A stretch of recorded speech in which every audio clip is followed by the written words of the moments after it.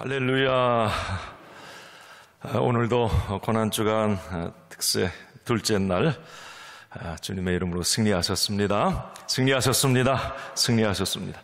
자, 우리 옆에 분 한번 오늘 하이파이브 하면서 승리하셨습니다. 한번 축복합시다. 승리하셨습니다. 오늘 비가 이렇게 오는데 이 자리에 또 은혜 사모에서 오신 여러분들 하나님께서 거저 가지 않게 하시고 복음으로 뜨거워지고 복음으로 충만해서 여러분 돌아가는 또 이 둘째 날 아침 될 줄로 믿습니다. 꼭 이 셋째 날 같아요. 가상칠언 세 번째거든요. 그래서 좀 헷갈리는데 오늘 화요일이죠. 네. 오늘도 십자가 복음이 주는 능력 그 수혜자들이 다 되시기를 바랍니다. 가상칠언 말씀은 예수님이 나를 위한 어떤 중보 기도였고요. 승리와 축복의 선언이었고 나의 미래를 열어주는 희망의 메시지가 이 7마디 말씀입니다. 너무 은혜가 되고 한마디 한마디가 그냥 허투루 넘길 수 없는 그런 말씀들이에요. 말씀을 준비하는 과정이 힘들고 고통스럽지만 그 말씀 복음이 주는 은혜가 너무 커서 날마다 매 순간 이 고난주간 어제도 오늘도 뭐 계속 지난 주일도 마찬가지고 그 복음의 감격과 기쁨이 상당히 참 크고 그 은혜를 누리고 있습니다. 여러분 이번 고난주간 특세가 나를 살리는 말씀이 되기를 간절히 소원합니다. 그리고 한 말씀 한 말씀 복음이니까 나 죽을 때까지 이 복음을 기억하고 믿어야 되니까 그 복음을 마음의 신비에 잘 새기시기 바랍니다. 아멘. 자, 우리 이제 2연 오늘 3번째인데 2연 말씀 다 기억하시나요? 자, 첫 번째는 두 단어로 뭐예요? 용서. 스크린에 안 나와요. 여기 쳐다봐도 용서. 죄 사함을 선포해 주셨어요. 중요한 겁니다. 자, 두 번째는 뭐였어요? 어제? 구원이었어요. 구원을 선포해요. 자, 여러분 가만히 보세요. 예수님이 십자가 1원부터 7원까지 가만히 이제 내용을 오늘도 이 3원의 말씀을 보면 그걸 딱 느끼게 돼요. 아, 예수님 메시아 맞아. 하나님의 아들 맞구나. 그 예수님이 말씀하신 그 7원의 말씀, 이런 죄사함부터 구원, 사랑, 뭐 고뇌, 고통, 뭐 승리, 확신 다 나아가는 모든 부분이 이건 하나님의 아들 메시아만 할 수 있는 말을 아주 핵심 가치만을 그대로 얘기하세요. 그 순서도 너무 정확한 것을 느끼게 됩니다. 야, 어쩜 이럴 수가 있을까? 그냥 생각 없이 내뱉은 말씀이 아니에요. 1원부터 예수님이 하신 말씀은 정확하게 그 순서까지도 일치합니다. 야, 참 기가 막히다는 생각을 해요. 어쨌든 여러분 이제 오늘은 3원의 말씀을 가상처럼 3원의 말씀을 보실 텐데요. 아까 우리 영상으로도 보셨고 본문으로도 읽으셨어요. 여자여 보소서 아들이니이다. 예수님이 어머니를 보면서 한 말이고요. 바로 이어서 보라 내 어머니라. 아까 그 영상에 그 마리아 옆에 어떤 남자 있었잖아요. 사도 요한입니다. 예수님의 12제자. 성경에 보면 그렇게 나와 있어요. 자, 우리 스크린 한번 좀 보시고 3원의 말씀이에요. 이것도 예수님이 하실 수 있는 말입니다. 한번 우리 같이 읽습니다. 시작.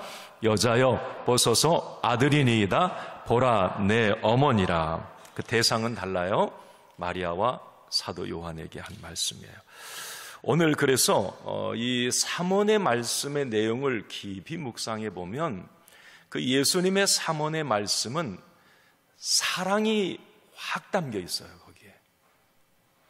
그래서 주제를 사랑이라고 말을 합니다. 이 3원은 뭐라고요? 사랑이에요. 사랑.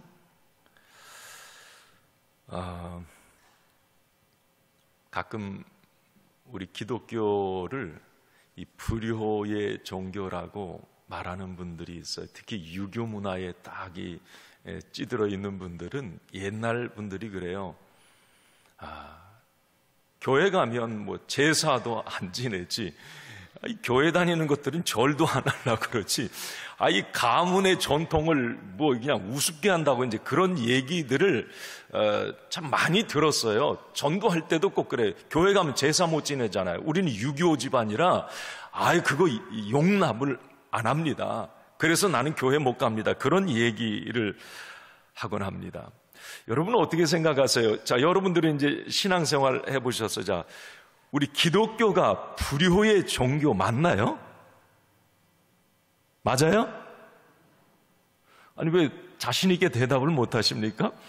여러분, 확실히 말할 수 있어요. 우리 기독교는 지극한 효의 종교예요. 종교라는 표현을 써서 뭐 이상한데, 우리 기독교는, 예수 믿는 사람은 진짜 효도 중에 가장 큰 효자들이에요. 나는 그런 생각을 합니다. 여러분, 10계명에도 10가지 계명 가운데 딱 사람 계명의 첫 출발이 내 부모를 뭐하라? 공경하라. 효의 이야기예요. 여러분, 사도 바울의 계속 가르침이 뭡니까? 가정의 소중함, 부부의 관계, 부모와 자녀의 관계, 형제의 관계, 이 가정을 너무 소중하게 여겨요. 아시겠습니까?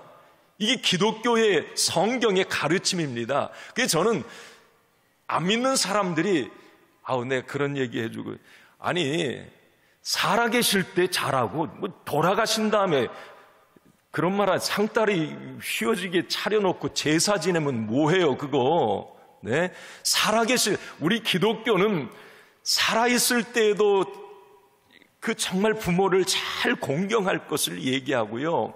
뭐 제사 안 지낸다고, 뭐 절 안 한다고 부모를 무시하고, 여러분 그거 아니잖아요. 네. 우리 기독교는 더 높은 차원의 부모 공경, 가정 행복을 말하고 있어요. 그래서 여러분 그 확신은 우리가 있어요.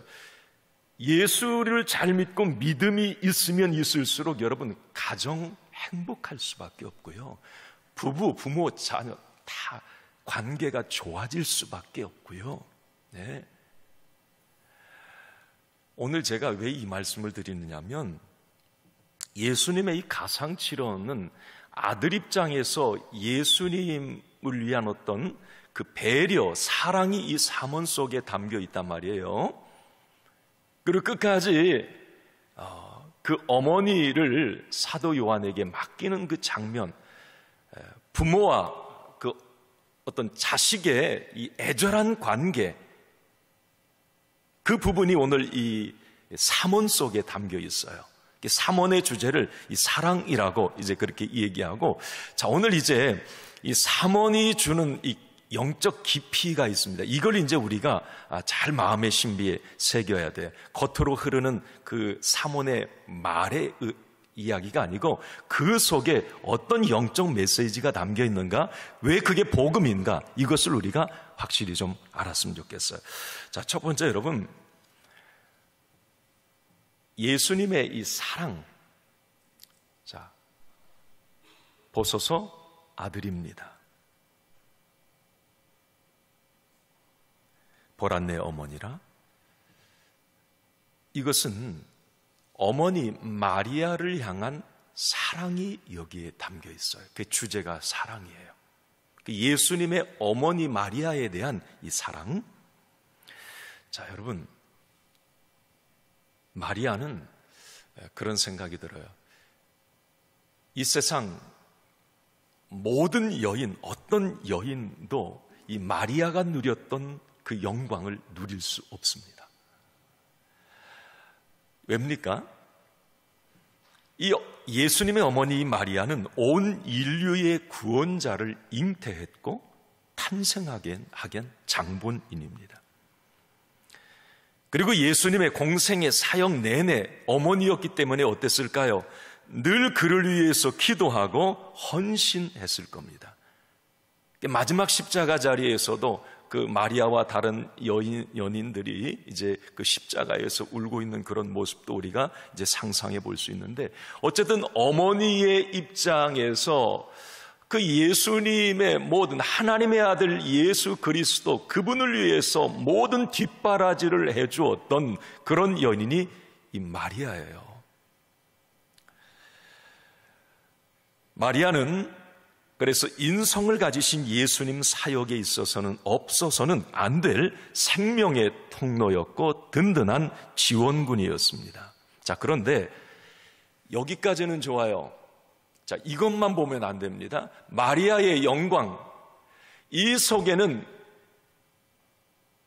엄청난 고통, 십자가에서 죽어가는 아들을 지켜봐야 되는 그 고통이 그 마리아의 영광에는 담겨 있다고 하는 것. 여기서 여러분 궁금한 점 두 가지를 한번 제가 찾아봤어요. 첫 번째 궁금한 점 하나는 뭐냐면, 마리아 입장에서 제가 이제 생각해 봅니다. 한번 여러분, 제가 이런 질문을, 궁금한 점 이 질문을 해볼 테니까 여러분 대답해 보세요. 마리아는 그 아들 예수가 앞으로 엄청난 고통을 겪게 될 거라는 걸 알았을까요? 몰랐을까요?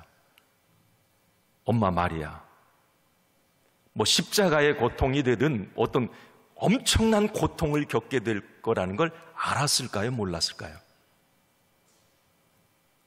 뭐 50%니까 그냥 한번 대답해 보시죠. 그냥 한번 속으로 대답하고 이제 제 얘기를 들어보세요.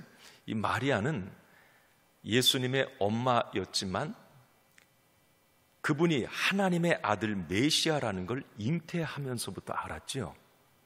뭔가 좀 다른 느낌, 다른 아들을 대하듯 하진 않았을 거예요. 그리고 중요한 것은 그 아들이 엄청난 고통을 당할 거라는 걸 알았습니다. 아기 때. 여러분, 성경에 보면 무슨 일이 일어나요? 그 요셉과 아버지 요셉과 엄마 마리아가 예수님 태어난 40일째 어디 갑니까? 예루살렘에 가잖아요. 이제 그 정결 예식을 해야 돼요. 자식을 낳으면 이제 예루살렘에 가서 가요. 예수님 데리고 안고 갑니다. 아기 예수 40일 뭐 이제 100일도 안 지난 그 아이 갔는데 거기 누구 만납니까? 이 시므온이라고 하는 이 아주 영적으로 깊이가 있는 그 노인을 만나잖아요. 그런데 그 시므온이 아기 예수를 안고 막 예언을 해요. 그 이야기가 여러분 누가복음 2장에 나오죠. 한번 좀 보여주세요. 네, 한번 읽어봅시다. 시므온 그 노인이 한 얘기예요. 한번 읽어봐요. 시작. 시므온이 그들에게 축복하고 그의 어머니 마리아에게 말하여 이르되, 보라, 이는 이스라엘 중에 사람을 패하거나 흥하게 하며 비방을 받는 표적이 되기 위하여 세움을 받았고, 자, 또 칼이 내 마음을 찌르듯 하리니 이는 여러 사람의 마음의 생각을 드러내려 함이니라 하더라. 그 시므온이 엄마에게 마리아에게 한 말이 뭐냐면, 너는 앞으로 이 아들 때문에 칼이 너의 살을 찌르는 것 같은 고통을 엄마 너가 겪게 될 거라고 얘기를 해요.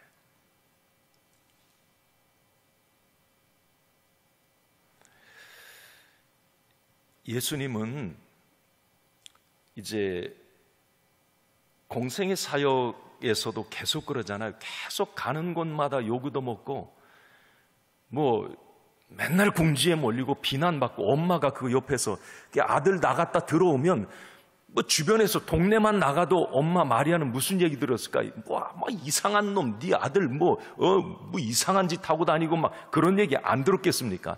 이게 온갖 비난과 조롱, 그 당시에 유대인들의 표적이었잖아요. 종교 지도자들의 막 죽이라고 하고 막 돌로 쳐 죽이려고도 하고 도망도 가고. 예수님 그래서 그 엄마 마리아 그때도 고통스러웠을 거예요. 그런 얘기를 듣는 엄마 입장에서 뭐 자식 잘 된다, 뭐 그런 칭찬받으면 엄마, 아빠 얼마나 좋아요. 그런데 맨날 욕만 얻어먹고 다녔단 말이죠. 예수님 공생에. 반대자들이었어요. 다 적들이었단 말이에요. 그러니까 이제 예수님 어머니 입장에서도 속이 상했을 텐데, 진짜 결정적인 칼이 찌르는 고통은 십자가에서였다고 하는 거 우리는 압니다. 아까도 여러분 영상에서 봤지만 그 십자가를, 자기의 아들이 십자가에서 죽어가는 그 모습을 보는 엄마 입장은 어땠을까? 내 자녀가 만약에 죽어가는 그 현장에서 그 모습을 보고 있다면 그 부모 마음은 어땠을까? 그것도 여러분 그 당시에 가장 고통스러운 십자가형인데 찢어져요. 막 온몸에 피가 쏟아지는 그걸 지켜보는 마리아, 칼이 찌르는 고통 맞아요. 그런데 이걸 40일 되었을 때 이 마리아는 들었단 말이에요. 예수님이 그렇게 십자가를 지시던 그날 마리아는 아들 옆에 그 모습을 보고 서 있었습니다. 오늘 본문 요한복음 19장 26절 한번 같이 봅시다. 예수께서 자기의 어머니와 사랑하시는 제자가 곁에 서 있는 것을 보시고, 사랑하는 제자 요한 얘기하는 거예요. 마리아는 곁에 서 있었다. 십자가, 지금 아들이 죽어가는 십자가 옆에 마리아는 서 있었다. 이 부분을 여러분 이제 상상을 한번 해보세요. 어제도 그 영국의 그 신학자 얘기했습니다만 아더 핑크가 한 얘기를 제가 좀 읽어드릴게요. 그 어머니가 서 있었던 그 장면을 이렇게 묘사를 했어요. 마음에 와닿더라고요. 칼이 서서히 마리아의 영혼을 관통하고 있을 슬픔과 고통의 시간을 누가 가늠할 수 있을까? 그녀에게 신경질적이거나 발악하는 슬픔은 없었다. 여인의 약함도 보이지 않았고 주체할 수 없는 고통을 미친 듯이 울부짖지도 않았으며 정신을 잃지도 않았다. 사복음서 어디에도 그녀의 입에서 나온 말이 기록되어 있지 않다. 그녀는 분명히 굳게 잠긴 침묵 속에 아파했다. 그리고 거기에 있었다. 두려움에 위축되지도 않았고 기절하지도 않았으며 슬픔에 겨워 자리에 주저앉지도 않았다. 그녀는 거기 서 있었다.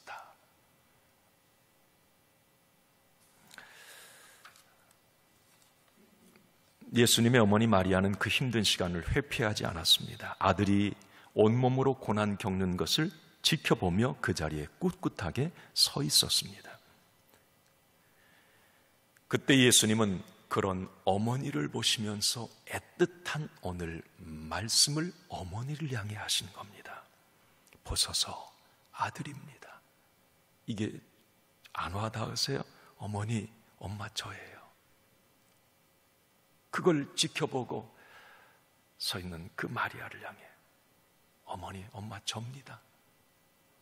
여기 이 말은요, 예수님이 인성을 가지신 예수님의 마지막 말이에요. 그 엄마를 향한 아들의 모습을 이게 적나라하게 드러낸 말입니다. 자, 또 하나 저는 이제 예수님의 입장에서 오늘 이 사모원의 이 장면을 보며 좀 궁금한 점 하나를 또 생각해 봅니다. 아니, 지금까지 침묵하셨던 예수님이 왜 갑자기 어머니에 대해서 언급을 하셨을까?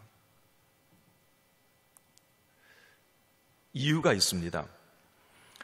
자, 오늘 본문 이제 아까 23절부터 보셨는데 23절, 24절에 보면 이런 장면 나와요. 우리 잘 알아요?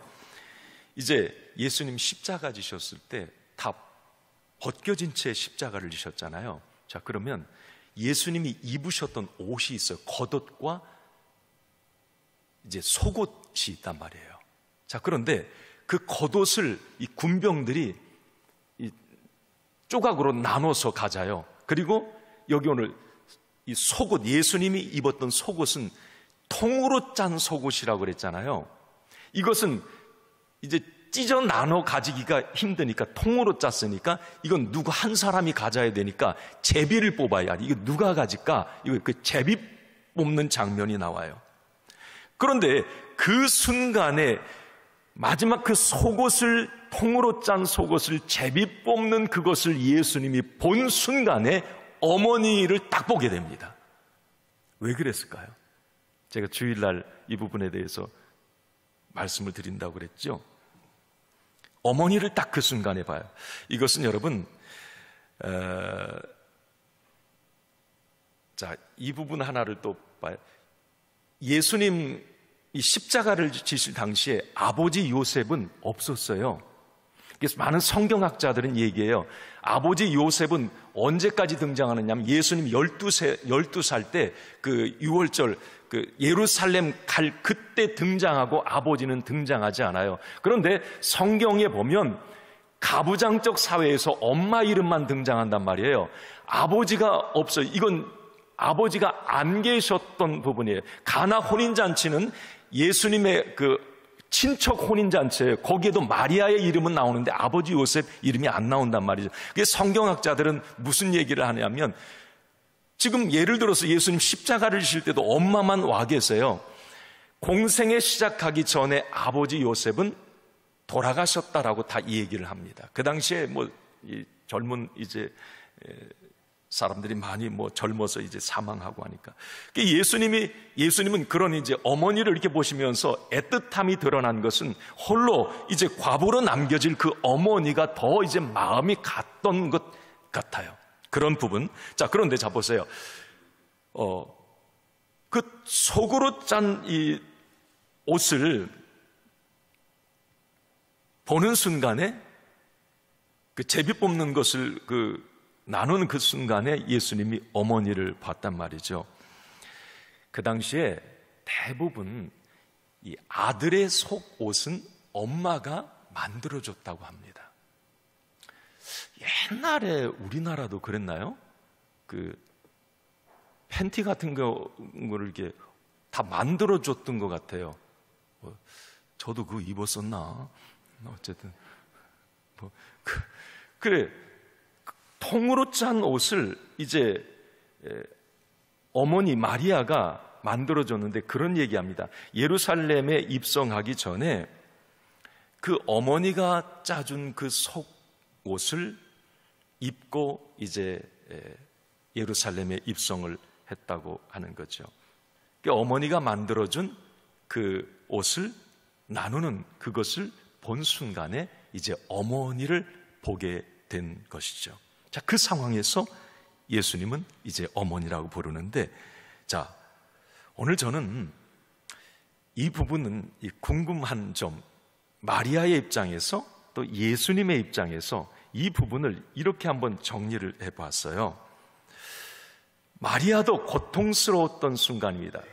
그곳에 서 있었단 말이죠. 고통을 감지하고 또 그곳에 당일날 서 있었고, 예수님의 입장에서도 홀로 남겨질 그 어머니에 대한 어떤 고통. 우리 인생에도 수많은 고통의 순간이 있습니다. 자, 여기 여러분 지금까지 살아오시면서 칼이 이 살을 찌르는 듯한 고통, 이런 고통들을 우리는 때로 경험하게 됩니다. 자, 여러분, 그때마다 여러분 축복합니다. 마리아의 믿음이 있기를 간절히 소원합니다. 그 고통을 회피하지 않고 그 고난을 맞설 수 있는 용기, 고통 앞에서도 흔들리지 않는 담대한 이 마리아의 믿음이 저와 여러분들에게 있길 바랍니다. 그리고 예수님처럼 내 몫에 십자가를 달게 지고 그 고통의 순간에도 하나님의 영광을 드러내는 예수의 사람들이 되기를 바랍니다. 여러분, 우리에게는 믿음이 있어요. 어떤 믿음이요? 마리아, 예수 그리스도 지금 그 고통의 순간, 그 고통과 고난은 하나님의 시나리오 안에 있다라고 하는 것입니다. 그래서 얼마 후면 그 고통이 변하여 축복이 되고 패배가 영원한 승리로 역전될 것을 우리는 믿습니다. 이게 복음을 믿는 믿음이에요. 예수님과 마리아에게 그런 역사들이 일어났단 말이죠. 이번 고난주간 특세에도 여러분, 이런 반전과 역전의 간증들이 저와 여러분들에게 주어지기를 바랍니다. 또 하나 여러분, 어머니에 대한 어떤 사랑을 우리가 이제 읽을 수가 있단 말이에요. 제자 요한을 위한 사랑, 그 옆에 예수님 옆에 같이 이제 그 12제자 가운데 이 사도 요한이 서 있었는데, 그 요한에게 오늘 예수님 아까 하신 말씀 27절을 한번 다시 봅니다. 시작. 또 그 제자에게 이르시되 보라 내 어머니라 하신대, 그때부터 그 제자가 자기 집에 모시니라. 보라 내 어머니라. 요한은 예수님 살아계실 때에도 많은 특혜를 받았지만, 예수님이 십자가를 지신 이후에도 그 어머니를 모시는 특권을 이제 부여받게 됩니다. 그런데 우리가 요한의 그 인생을 보면 우리가 언뜻 생각해, 어머니까지 맡기고 가니 되게 부담스럽겠다, 요한. 아니에요. 그 요한의 그 이후에 되어지는 인생을 보면 이 마리아 어머니와 함께 했다고 하는 게 아주 부담이 아니라 축복이었다고 하는 것을 알게 됩니다. 사실 그리고 예수님이 십자가 질 때에는 예수님의 12제자, 가룟 유다는 이미 죽었고 그 10제자들은 어디 갔어요? 다 도망갔어요. 없었어요. 사도 요한만 도망갔다 왔어요. 와가지고 예수님 그 운명하실 때 그걸 지켜봅니다. 그 옆에 바로 어머니 마리아가 있었고요. 자, 그러면 여러분, 여기서 이제 요한을 위한 사랑을 이제 내 어머니라라고 예수님이 요한에게 말을 하는데, 이건 부담이 아니라 이 사랑이었다고 하는 것을 이제 알게 되는데, 자, 요한이 어떤 사람이었기에 왜 하필이면 요한에게 이 마리아 어머니를 부탁을 했을까? 예수님이 그 이유가 있어요. 자, 첫 번째 한번 좀 읽어봐요. 시작. 요한은 예수님의 사랑을 가장 많이 받은 사람이었다. 여러분, 최후의 만찬 이 그림이 있는데 누가 그랬어요? 누가 그랬던 말든 누가 그랬나? 미켈란젤로. 참 이 얘기를 해주시지. 그 유명하잖아요. 그 예수님 가운데 계신 가장 옆에 있는 사람이 이 사도 요한이라고 합니다. 이 사도 요한은 아까도 말씀드렸듯이 예수님의 사랑을 가장 많이 받았어요. 여러분, 예수님 최측근 3인방이 누구라고 그랬어요? 베드로, 요한, 야고보. 늘 그들은 어디 중요한 결정적인 예수님 일이 있을 때 항상 같이 다녔어요. 영광의 자리에도 같이 있었고, 특별한 게 있었겠죠. 그러니까 예수님이 그 마음 중심을 봤겠죠. 가룟 유다 같은 경우는 슬슬 피해 다니고. 처음부터 그랬어요. 자, 요한 같은 경우는 예수님의 사랑을 많이 받았다. 요한을 우리가 사랑의 사도라고 하잖아요. 그런데 원래 그런 사람 아니에요. 이 사도 요한은 원래 그런 사람 아닙니다. 다혈질의 아주 거친 성격의 소유자 맞잖아요. 예수님이 뭐라고 별명 붙여줬어요? 원래 요한에게? 왜 오늘은 가만히 우레의 아들, 번개, 천둥 치는 것 같은 사람이라고 해요. 성격이 막 번쩍번쩍 하는 거예요. 그러니까 일예로 예수님 사마리아 지역 갔을 때 박대당하니까 이 요한이 딱 내뱉은 말이 뭐예요? 저 사마리아 저놈의 새끼들 다 그냥 불로 확 싸질러 버리세요. 저기 요한이 그 얘기에. 그러니까 얼마나 이 성질이 급했던 사람이 요한인지. 그런데 그가 사랑의 사도가 돼요. 여러분, 우리가 잘 아는 것처럼 이 사도 요한은 나중에 말년에 그 마리아 모시고 있을 때 얼마나 사랑이 많은 사람이었는지 제가 얘기했잖아요. 다 제자들 하나도 없고 요한만 있으니까 얼마나 인기가 많았겠어요. 설교자로 얼마나 초청을 많이. 갖다가 앉혀놓으면 나이가 들어가지고 그 말밖에 안 해요. 여러분, 하나님은 사랑이십니다. 여러분, 사랑하세요. 끝. 사랑하세요. 사랑하세요. 이 말만 했다고 그래요. 근데 그 말씀에 다 녹아졌다고 그래요. 원래 사랑의 사도가 아니에요. 다혈질이에요. 아주 예수님의 사랑이 그를 변화시켰던 거예요. 예수님은 그렇게 사랑의 사람으로 변화될 요한에게 어머니 마리아를 맡기셨어요. 여러분, 사랑이 넉넉한 사람 되시기 바랍니다.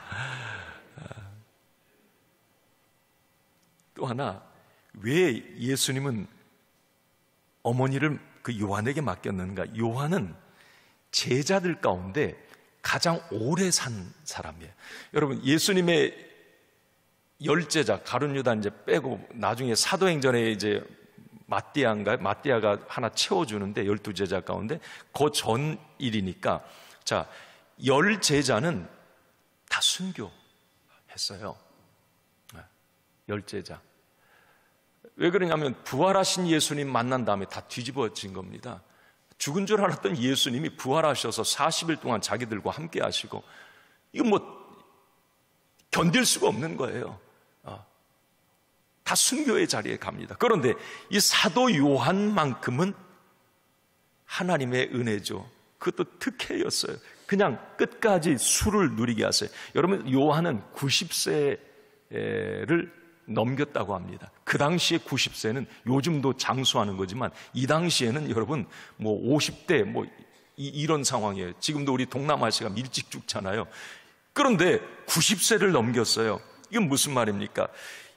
어머니를 가장 오랫동안 돌볼 수 있는 사람은 요한이었다. 예수님은 이걸 아셨던 것 같아요. 그래서 이 교회 역사에 보면 이 요한은 어머니를 데리고 이 에베소 지역에 거처를 마련해서 마리아가 돌아가실 때까지 이렇게 어머니를 그래서 지금 성지순례 하면 에베소에 가면 여러분 마리아의 집을 봐요. 그 요한이 같이 마리아를 모셨던 그 집입니다. 네. 어쨌든 이 세례 요한은 가장 오래 산 사람이에요.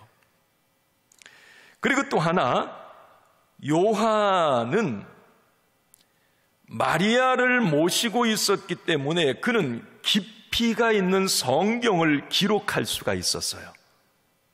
그걸 알게 됩니다. 이게 이제 요한에게 마리아를 붙여주신 것은 이건 부담이 아니라 축복이었다고 하는 것을 또 이 부분에서 깨닫게 됩니다.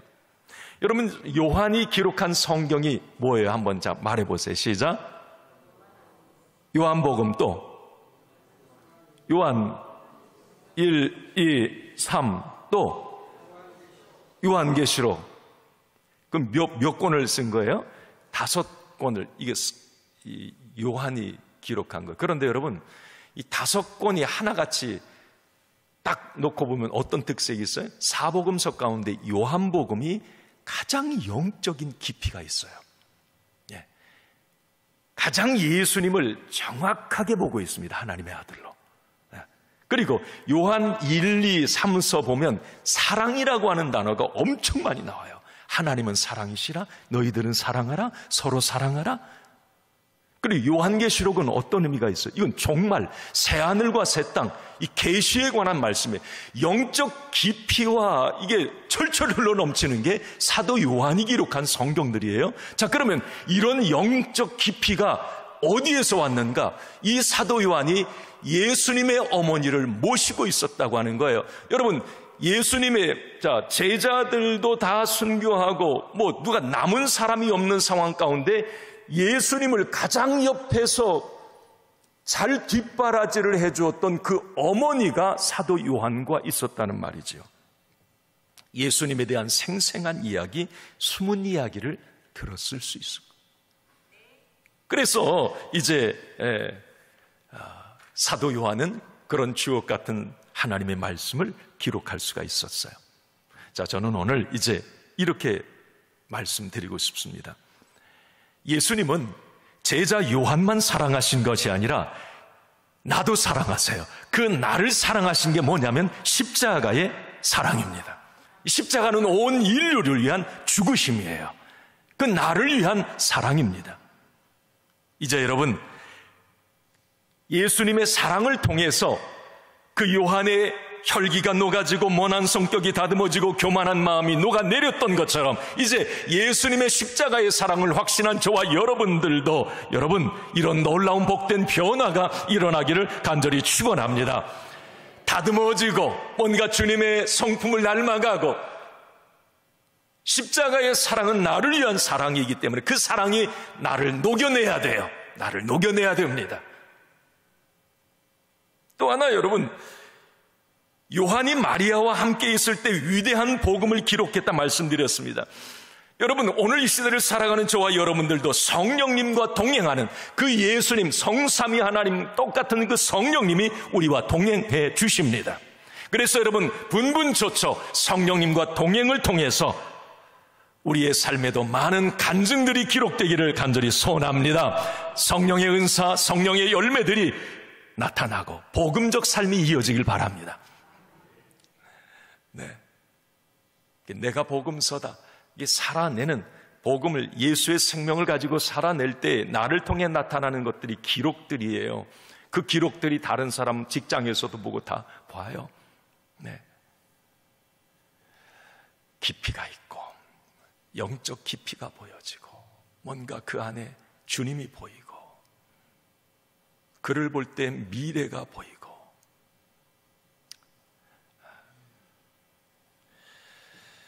자, 저는 이제 마지막으로 이 부분 하나 이제 말씀드립니다. 세 번째 한번 같이 읽습니다. 시작. 새로운 영적 관계가 만들어졌다. 이 3원이 주는 가장 이제 마지막 결론의 의미입니다. 오늘 본문에 보면 예수님은 어머니를 엄마, 어머니 이렇게 부르지 않고 어떻게 불렀죠? 뭐라고요? 시작. 네, 한번 읽어봅시다. 시작. 뒤에 엄마 저예요, 아들이에요. 그 앞에 그 엄마를 부를 때 여자여 이렇게 불러요. 뭐 많이 들으셨을 거예요. 왜 여자여라고 했어요? 엄마 저예요 이렇게 하면 되잖아요. 여자여. 이게 우리가 이제 한국 번역으로 여자여 하면 좀 이게 그냥 좀 얕잡아 그냥 막 부르는 이 호칭 같은데요. 헬라어의 귀나이가 헬라어의 여자여, 귀나이 이렇게 되어 있어요. 이것은 당시 황후를 부를 때의 어떤 아주 극존칭이었습니다. 어쨌든 여자여라고 하는 말은 아무리 존칭이어도 가족관계에서 부를 수 없는 단어는 맞아요. 자, 그러면 왜 예수님은 마리아 엄마를 향해 여자여 이렇게 말씀하셨을까요? 그것은 중요한 겁니다. 예수님은 십자가에 달려 돌아가시는 그 순간에 자신과 어머니를 분리시킨 것, 객관화시킨 겁니다. 이게 중요한 거예요. 이 부분에 대해서 이제 신학자는 어웬 루처 신학자는 이런 얘기를 해요. 그 아들이 여자여 보소서라고 말하는 순간 이 땅에서의 인간적인 인연은 끝났고 천국의 새로운 관계가 시작되는 순간이었다. 그때 예수님은 더 이상 그녀의 아들이 아니라 구원자의 위치에 있었던 것이다. 어느 정도로 이해가 됩니다. 예수님이 이제 십자가를 지시는 그 순간 이제는 더 이상 마리아 개인의 아들이 아니었다. 온 인류의 구원자였다라는 것입니다.